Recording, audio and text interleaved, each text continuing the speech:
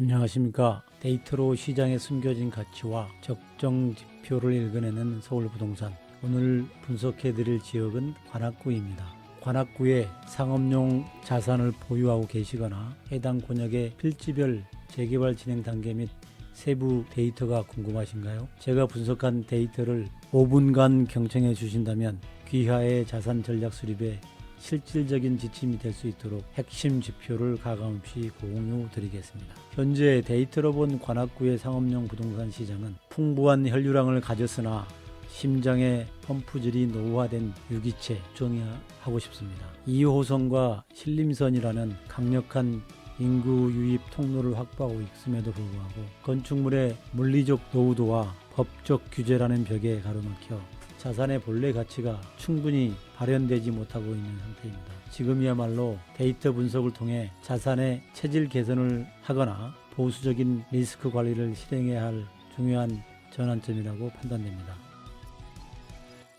관악구는 현재 광역 환승센터가 존재하지 않은 지역이라서 외부 수요를 흡수하기보다는 인근 자치구로 인구를 송출하거나 내부 소비에 의존하는 경향이 강함을 시사합니다. 역별 특징을 살펴보면 신림역은 2호선과 신림선의 더블 역세권으로 서울 손꼽히는 밀집도를 보여줍니다. 신림역의 연간 승하차 인원이 4천만 명을 넘고 있고 서울대 입구 관악구청역도 3천만 명이 넘고 있습니다. 다만 그 성격이 목적형 소비보다는 단순 통과 및 유흥에 치우쳐 상업시설의 업종 고착화가 관찰됩니다. 반면 서울대 입구역은 배후의 안정적인 주거 인구와 대학생 수요가 결합하여 300m 이내의 소역세권 유동인구의 목적성이 매우 뚜렷하게 나타납니다. 500m 동심원 밖으로 나갈수록 인구 밀도가 급격히 낮아지는 항아리형 상권의 전형을 보여주고 있어 필지 선택 시 역과의 거리가 자산 가치에 절대적인 영향을 미치고 있다고 판단됩니다.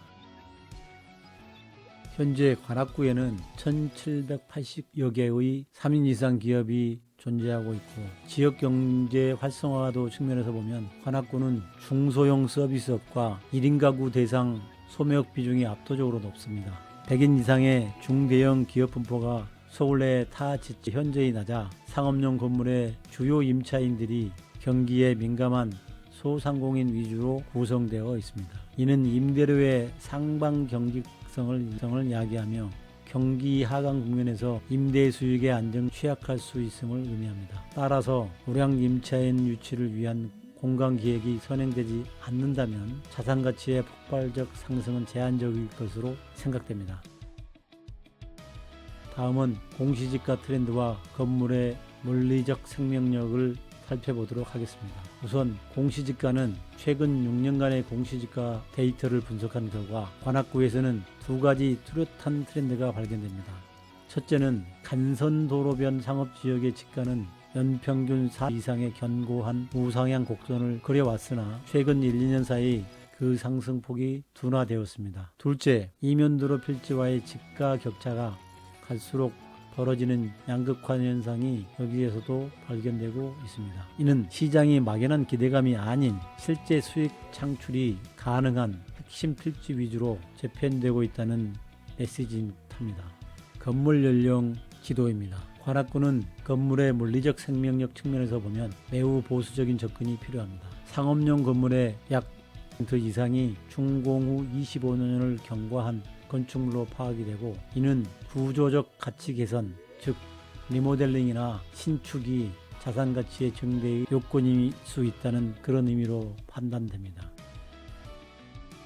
건축물 대장상에 용적률과 환산을 해보았습니다. 법정 상한 용적률을 충분히 활용하지 못한 채 저층으로 운영 중인 필지들이 다수 포착됩니다.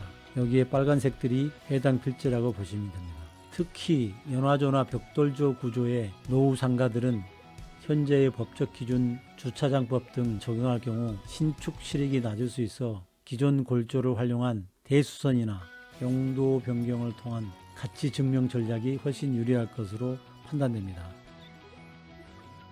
다음은 지구단위 계획과 도시계획 시설의 데이터를 보도록 하겠습니다. 관악구는 필지별로 건축 인허가의 유분리가 극명하게 갈립니다. 특히 재개발 재건축 추진 구역과 인접해 있는 상업용 자산들은 향후 인프라 개선에 따른 수혜가 예상되지만 성급하게 자산 가치에 선반영하는 것은 지양해야 할 것으로 판단됩니다. 현재 관악구의 재개발 데이터상 사업 속도가 완만한 구역이 많으므로 행정적 불확실성이 해소되는 시적 보수적인 접근이 필요할 것으로 보입니다. 관악구의 지난 10년간의 3천여 건의 거래 데이터를 분석해 본 결과를 공유하도록 하겠습니다. 그 가운데 20년 이상 된 건물로서 실거래가와 공시지가 간의 배율을 반영하여 분석해 보았습니다.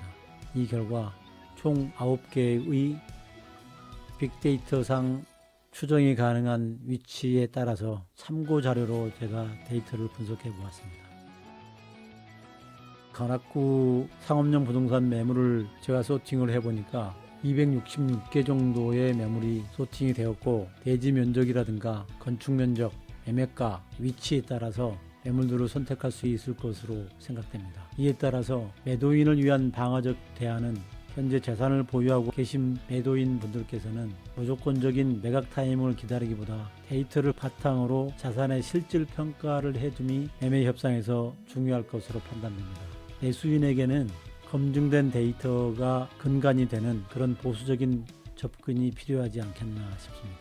숫자는 주관적인 것보다는 자산이 가진 본래 모습을 정직하게 보여주기 때문에 데이터가 중요하다고 생각합니다. 오늘 관악구 전체적인 큰 흐름을 짚어드렸는데, 부동산을 가지고 계신 분들은 물론이고 관악구 부동산을 매수 기회를 찾고 계시는 분들께서도 오늘 내용이 작은 참고가 합니다. 내 땅의 현재 위치나 필지의 세부 분석 자료가 궁금하시다면 언제든 댓글이나 쪽지를 남기십시오. 제가 분석할 때 썼던 상세 지표나 지도 캡처 분들을 보내드리도록 하겠습니다. 경청해 주셔서 진심으로 고맙습니다. 오늘 브리핑은 여기서 마치겠습니다.